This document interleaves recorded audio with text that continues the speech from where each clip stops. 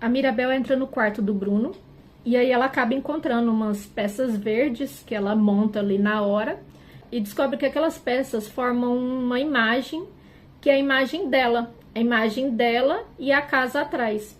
Se você mexe a imagem para um lado, a casa tá normal, ela tá boazinha, né? Não tem nada com ela. Aí se você mexe para o outro, se você olha para o outro ângulo, a casa tá destruída. Então ela descobre qual foi a visão que o Bruno teve no dia que ele fugiu, que ele sumiu, e que tinha a ver com ela, que a salvação ou destruição da casa dependia da Mirabel, dependia dela. Ela tinha alguma coisa a ver com a casa ou ser salva ou ser destruída.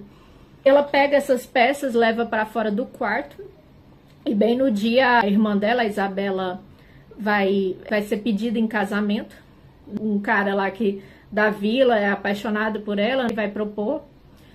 Ela acaba estragando o noivado lá, o pedido de casamento. Acontece um monte de coisa ali, porque o pai dela fica sabendo que ela achou essas peças, aí a prima Dolores ouve a história e fofoca pra todo mundo. No final, quando vê, tá todo mundo vendo a imagem lá com as peças verdes ali, com a imagem dela ali na peça ali, com a imagem da Mirabel em frente à casa lá, destruída ou não. E a avó fica fula, né? A família inteira se desfaz ali na hora. O pedido é estragado, né? O rapaz não consegue pedir a irmã dela em casamento, a Isabela. E aí a avó dela vai e fica morrendo de raiva da neta, né? Da Mirabel, né? Porque ela estragou tudo. Aí depois de todo esse cenário, a Mirabel encontra o Bruno. Ela encontra o Bruno e ele sai correndo. Ela corre atrás dele. E aí ela acaba descobrindo que o Bruno ainda vive lá na casa, ainda mora lá na casa, só que escondido. Ele mora atrás da cozinha, na parede de trás da cozinha. E ele até criou um prato para ele, desenhou um prato lá para ele, com o nome dele, para fingir que ele ainda pertence à família. Porque na mesa principal lá, todo mundo tem um prato com o próprio nome, e aí ele criou o dele lá para parecer que ele ainda tá lá junto com eles. Aí ela conversa com ele, tenta entender por que ela tá na visão da casa sendo destruída, né, ou salva, né, não se sabe. E ele também não entende, ele fala que não sabe por quê. Aí ela fica arrasada, assim, tipo, você fugiu por minha causa, né, porque ele fugiu para não ter que contar que a Mirabel tava na visão, que ela fazia parte dessa visão, porque ele recebeu essa visão no dia que ela não recebeu o dom.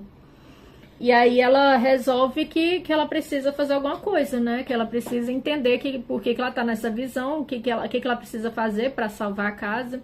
Pede ajuda dele e ele fala que não pode ajudar. Aí ela pega e solta a frase, né?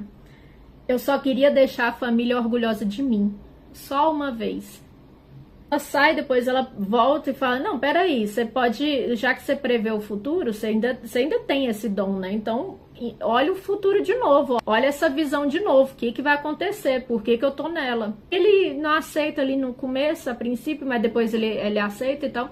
Eles veem a visão juntos, eles olham a visão até o final, dessa vez ele aceita ver até o final. No começo ele ficou relutante, porque ele não tinha visto até o final, aí depois, dessa vez ele deixou a visão acontecer ali, e aí na visão aparece uma borboleta, e essa borboleta vai até um cenário ali de duas pessoas se abraçando. Quando elas terminam de se abraçar, mostra a Mirabel abraçando a irmã Isabela. Ela fica puta de raiva, ela tem muita raiva da Isabela, ela tem muita inveja da irmã, porque na cabeça dela a vida da irmã é perfeita, é maravilhosa e tal, né? O Bruno fala, você vai ter que ir atrás da sua irmã, você vai ter que abraçar ela. Ela entra no quarto da irmã, a irmã tá indignada com ela, tá puta de raiva dela, assim, por ter estragado o pedido de casamento. No meio dessa discussão toda, a Mirabel chama a Isabela de princesa egoísta e presunçosa. A Isabela fica indignada quando escuta que ela é chamada de egoísta. E ela finalmente desabafa. Ela abre a boca ali e diz estar presa sendo perfeita. É muito interessante essa cena, né? Ela fala assim que a Isabela finalmente ela confessa que ela nunca quis casar com o Mariano, que é o que ia pedir ela em casamento, que ela só estava fazendo isso pela família. Agora vem a vez da Isabela de cantar, né? Ela canta: meu sorriso esconde tanto. Como seria se eu pudesse criar só o que sinto no momento? Ela canta em cima disso, né? E coloca tudo que ela tá sentindo para fora. E no meio dessa cantoria, ela consegue criar uma planta com espinhos. Um cactus, acho que é um cactus. E sendo que ela nunca tinha criado uma planta diferente, né? Ela sempre criava flores, ela nunca tinha criado algo diferente de flores, né? E aí ela fica maravilhada com aquilo, né? Tipo, eu criei algo novo, né? Eu criei algo que não é perfeito, não é lindo, né? Porque, né, se você for comparar flores com cactos, né? O que as pessoas preferem? Flores, né? E aí ela fica assim, né, maravilhada com o que ela acabou de criar, só cantando, né, desabafando, colocando pra fora tudo que ela vem carregando ali por tentar ser perfeita. Ela representa a pessoa da família que tem que ser perfeita. Ela é o orgulho da família, né, digamos assim. No final, a Mirabel entende a dor dela. E realmente no final elas se entendem, né? No final a Mirabel canta junto com ela e elas se divertem e riem e tal.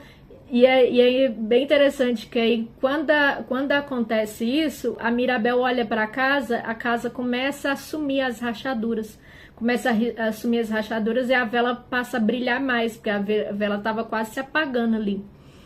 E aí ela entende, né? Tipo assim, olha, tá aí, esse é o segredo. Deixar as pessoas se expressarem, né? Colocar as emoções para fora, se encontrarem, né? Se permitirem serem elas mesmas, né? Nesse momento aparece a avó e culpa a Mirabel por tudo de ruim que tá acontecendo com a família, culpa ela pelo Bruno ter fugido, sumido, culpa ela pela Luísa tá perdendo os poderes dela, culpa ela pela Isabela tá fora de controle. E aí a Mirabel, na hora que a avó acusa ela de tudo, né? Ela percebe, ela cai a ficha, ela cai em si, percebe que ela nunca será boa o suficiente para a avó dela. Ela percebe que ninguém nunca será bom o suficiente para a avó dela. E aí a avó culpa a Mirabel, né, por tudo, pela casa tá se desmoronando ali, né, e aí a Mirabel devolve a culpa, ela finalmente não aceita a culpa que a avó joga nela e fala assim, não, a casa tá se destruindo por sua causa. Ela devolve a culpa para a avó e fala que, na verdade, o milagre tá acabando por causa da avó. Né? Nesse momento, nessa hora, ela percebe, né, o tanto que a avó é controladora, né? Porque a avó ela foi controladora o filme inteiro, né? A história inteira, né? Ela tenta controlar tudo e a todos. E é justamente essa necessidade de controle que acaba com tudo, que acaba fazendo o milagre se perder, né? O milagre acabar ali, a casa destruir, desmoronar, todo mundo quase explodindo lá dentro e a avó não enxerga, não quer enxergar, né? Porque ela tá o tempo todo em cima ali, querendo todo mundo perfeito, todo mundo do jeito que ela acha que tem que ser. A Mirabel não aceita, né? E fala, não, o milagre tá se acabando por sua causa. E nesse momento a casa desmorona, cai em pedaços, se destrói no momento dessa briga das duas. E a Mirabel, coitada, ela ainda tenta salvar a vela ali, no momento que a casa tá caindo aos pedaços. E a casa acaba protegendo ela antes de se acabar por inteiro ali, acaba protegendo ela, só que na hora que ela pega a vela, acabou, a vela se desfez ali. E aí no meio dos destroços ali, ela some, ela vai embora, e aí todo mundo começa a procurar por ela, e ela foi até um rio que tem perto lá da casa deles. E ela começa a chorar, e aí a avó vai atrás dela e reconhece que na verdade a casa, o milagre se acabou por causa dela, que o milagre foi destruído por causa dela. Aí a avó comenta que aquela parte ali do rio foi onde foi dado o milagre para eles, né, para a família dela, para ela. E que ela nunca conseguiu voltar lá depois, né? Olha que interessante, né? Porque assim, a parte ali no rio que ela recebe o milagre foi um momento de maior dor da vida dela, né? Foi um momento que ela perdeu o amor da vida dela. E foi um momento também de maior, assim, foi o maior milagre, foi a maior dor e ao mesmo tempo o maior milagre, né? Ela recebeu um milagre no momento mais doloroso da vida dela. Ela perdeu tudo e recebeu lá a casa. Então foi o trauma da vida dela. Foi o trauma da vida dela. E aí ela comenta que ela não conseguiu voltar lá desde então. E ela admite que ela teve tanto medo de perder o milagre, né? Tanto medo de perder o lar dela de novo, né? Que aí a gente volta lá no início do filme, né? Ela já tinha perdido o lar uma vez. Então a casa para ela era tudo. Era tudo, né? O paraíso, o refúgio, o encanto. Era tudo para ela, né? Ela já tinha perdido o lar dela uma vez. Então ela fez de tudo para não perder de novo. E foi nessa tentativa de não perder que ela perdeu. Ela admite que ela teve tanto medo de perder um milagre que ela esqueceu de para quem era o milagre, que era para a família dela. Nesse momento, as duas se reconciliam ali, a Mirabel reconhece a dor que a avó sofreu, ela entende por que a avó se comportou daquele jeito a vida toda, ela entende a dor da avó, ela reconhece a dor da avó, né? Tipo, nossa, você perdeu tudo para que a gente, perdeu tudo, você sofreu tudo para que a gente não sofresse tudo que você sofreu. Né? Agora eu entendo, né? Tipo, aí as duas se abraçaram, aí nesse momento aparece um monte de borboletas ali, né? E aí elas voltam e o vilarejo ajuda a família a reconstruir a casa toda de novo. Enquanto eles estão reconstruindo a casa toda de novo, né? A Mirabel canta: você é mais do que o seu dom. E a abuela canta, né? A avó canta: desculpe se eu controlei demais. Tive tanto medo de perder vocês. O milagre não é uma magia que você tem. O milagre é você. Não é um dom. Só você. O milagre é você. Todos vocês. Nossa, chega a arrepio só de falar dessa parte, né? Então, assim, muito bom, muito bom. Na hora que eles estão reconstruindo a casa, a avó canta que a casa não é perfeita. E a Mirabel canta que eles também não são perfeitos. Aí a avó concorda, né? Então, assim, no final, todos cantam para Mirabel. Vemos como você brilha forte. Vemos como você é corajosa.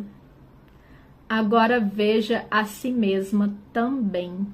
Nossa, gente do céu. O Bruno canta também, né? O Bruno retorna, ele volta, né? Ele tem coragem de aparecer ali, ele retorna na hora que a avó tá abraçando a neta ali. E aí a avó abraça ele também, né? Recebe ele de bom grado ali, né? E aí ele nem acredita, né? Tipo, eu perdi alguma coisa, o que tá acontecendo aqui, né? Mas enfim, a família toda tá reunida no final, se abraçando. E aí o Bruno canta: você é o verdadeiro dom. Deixe-nos entrar. A abuela canta, né? Abra os seus olhos, o que você vê? Eles entregam uma maçaneta para Mirabel. Nossa, essa cena é muito simbólica, muito, muito mesmo. Eles entregam uma maçaneta para Mirabel. E a Mirabel, ela olha no reflexo da maçaneta e diz: eu vejo. Aí ela faz uma pausa. A mim mesma. Aí faz outra pausa. Por inteiro. Eu vejo a mim mesma por inteiro. E os olhos dela se enchem d'água. E eles entregam essa maçaneta com a letra M, que é o inicial do nome dela. Porque assim, todo mundo tinha uma porta com a letra inicial do nome. Todo mundo, menos a Mirabel. E aí eles entregam para ela coloca, que a casa foi toda reconstruída, estava faltando a maçaneta. Aí ela coloca a maçaneta na casa e a magia retorna em seguida. Ela abre a porta ali para todo mundo entrar, né? Aí ela abre a porta, aí a casita coloca ela para dentro e depois coloca o resto da vila, da comunidade todinha para dentro, né? Junto com a família. Então, assim, esse filme é emocionante, é emocionante. Tem alguns pontos que eu queria trazer aqui, né? Algumas reflexões, assim. Nossa, dá pra ver tanta coisa nesse filme, tanta coisa, assim. Como que funciona os traumas, como que as crenças giram em torno da gente, né? Como que a crença define, molda o nosso comportamento, o trauma e as crenças, né, definem. E então, assim, a parte ali que ela canta pra avó, né? Abra os seus olhos. Fica uma reflexão aqui. Para quem você tá gritando, abra os seus olhos. Quem você tá esperando que te enxergue? Essa é a dor que muita gente carrega. A gente fica sempre esperando o outro nos enxergar. A gente tá sempre esperando o olhar do outro, a validação do outro. Então, fica aqui essa reflexão, né? Para quem você tá gritando por dentro, né? Abre os seus olhos, olhe para mim, me enxergue. A gente vê também como que as crenças se formam. As crenças se formam na nossa infância, se forma com o sistema familiar, né? Como que a nossa família funciona, né? Olha as crenças que foram embutidas na cabeça da Mirabel, né? Eu só tenho valor se eu for útil. Para ser especial tem que ter um dom, tem que ser útil. Para pertencer à família tem que ter um dom. Né? Então, assim, olha como as crenças são formadas na nossa vida, né? De acordo com o contexto, com o que você vive ali, principalmente na infância e principalmente com a família. Outra coisa também, o quarto do Bruno é cheio de areia. E quando você pensa em areia, né? Eu até pesquisei sobre areia. Quando você pensa em areia, não é uma coisa assim, parece que tá desmoronando, tipo areia. Quando você pensa em areia, você vê a areia assim caindo, desmoronando, né? Parece que aquela coisa tem algo se desmanchando ali. E é muito interessante porque é logo a parte que a casa não tinha acesso, né? Tinha uma parte ali da casa desmoronando e a casa não tinha acesso, ela não podia fazer nada. Olha que louco isso, né?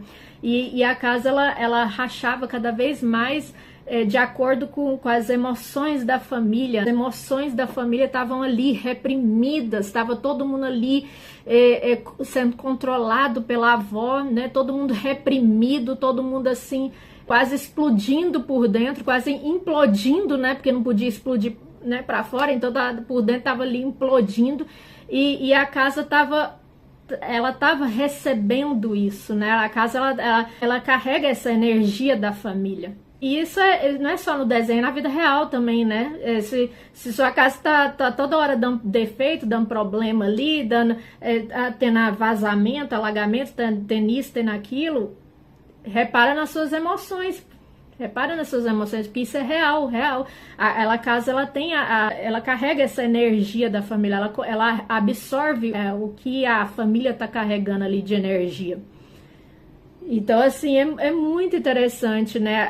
A casa só começa a emendar ali as rachaduras quando a Luísa canta, quando a Isabela canta, né? Quando elas finalmente conseguem colocar para fora o que estava reprimido ali. E é muito legal isso, muito, muito bom, é muito interessante. Então, assim, a parte ali do quarto do Bruno, né, com a areia ali, me fez lembrar de uma passagem que tem na Bíblia, lá, eu até anotei a passagem bíblica, Mateus, capítulo 7, do versículo 24 ao 27, né, que Jesus fala assim, que, se não me engano, é uma parábola, a diferença entre construir uma casa sobre a areia e construir uma casa sobre a rocha. A areia não é sólida. Quando você constrói a casa na areia, não tem base sólida. Vem um vento ali, vem qualquer coisa ali, uma chuva ali, derruba. Agora, quando você constrói a casa na rocha, a rocha é sólida, a base é sólida. Então, pode vir chuva, tempestade, o que for, que não vai derrubar a casa. Então, assim, olha que legal. A família Madrigal construiu uma casa sobre a areia. Por isso que estava desmoronando. Eles construíram uma estrutura que não era sólida. né? Você construir uma casa, uma família com base em você fingir ser o que não é, em você ficar ali sempre suprindo a necessidade do outro e esquecer de você mesmo, e fingir que tá tudo bem, que tá tudo lindo, maravilhoso. Eu não sei nem como que ficou tanto tempo em pé. Então, assim, foi preciso a casa ser destruída para construírem outra no lugar. Foi preciso, porque aquela casa foi construída na areia, né? O quarto do Bruno representava muito bem isso. Então precisou derrubar tudo, precisou desconstruir tudo, destruir tudo, aquela base não sólida, né? Aquela base frágil, vulnerável, para construir tudo de novo. E era frágil e vulnerável justamente porque a família não se permitia errar, não se permitia mostrar fraqueza. Ela só se tornou forte depois que todos começaram a se permitir ser vulneráveis. Olha que contradição, né? Parece contraditório, né? Quando a casa era forte, entre aspas, né? A família era forte, entre aspas, né? Ninguém mostrava fraqueza, ninguém demonstrava vulnerabilidade. A casa estava fraca, a casa estava caindo aos pedaços, estava cheia de rachaduras. Quando a família passou a demonstrar fraqueza, demonstrar vulnerabilidade, demonstrar que ela não é perfeita e ela não precisa ser perfeita, a casa, aí sim veio uma casa sólida no lugar, uma casa renovada, reestruturada, né, reconstruída ali de uma forma sólida, né, com uma base sólida. Muito interessante, muito legal. Nossa, esse filme tem muita riqueza de detalhes, muitos aprendizados ali. Poderia ficar horas falando de muito mais coisa ali, muito mais detalhes do filme. Eu tentei pegar o essencial. E tem mais, tem a parte do trauma também. Como que funciona o trauma? A gente vê 2 traumas específicos ali. O trauma da neta, da Mirabel, e o trauma da avó. E olha só como funciona o trauma. Isso é real, gente. É muito louco, assim. Esse filme, esse desenho, ele mostrou muito bem, assim, quem escreveu, quem fez o filme, quem produziu o filme, entende como que funciona um trauma. A Mirabel estava presa. Ela estava literalmente, assim, não é literalmente, mas ela estava assim, ela estava presa à cena da porta, a cena que ela era criança e chegou lá na porta e a porta se desfez na cara dela e ela não recebeu um dom. Ela estava presa naquele cenário. Ela não conseguia viver porque ela paralisou naquela cena ali.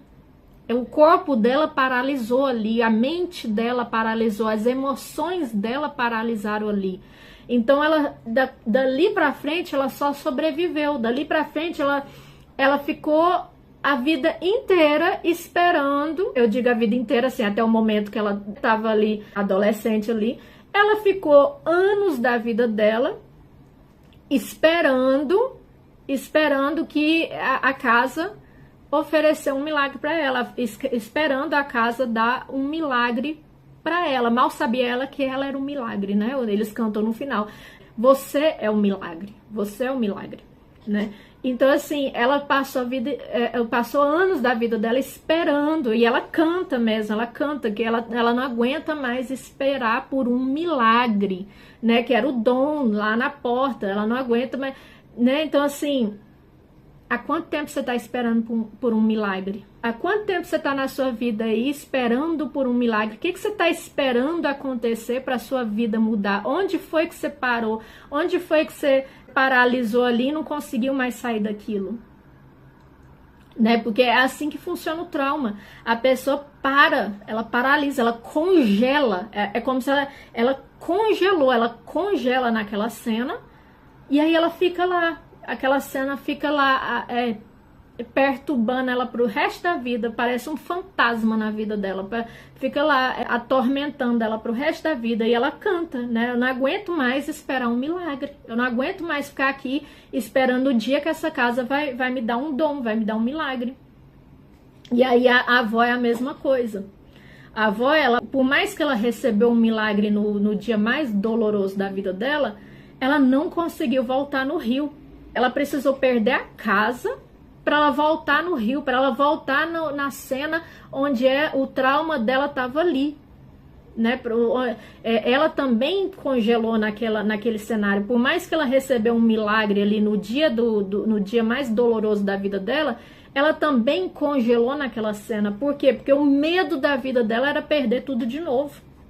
O medo da vida dela era reviver aquele dia, reviver aquele episódio da vida dela onde que ela perde tudo, que ela perde o lar dela, perde o lar. Então, assim, ela precisou perder tudo de novo para voltar no trauma. Então, assim, olha que louco, é assim que funciona o trauma. Enquanto você não volta naquele cenário, naquele trauma que te congelou, que te paralisou, você não consegue seguir em frente. Você não consegue.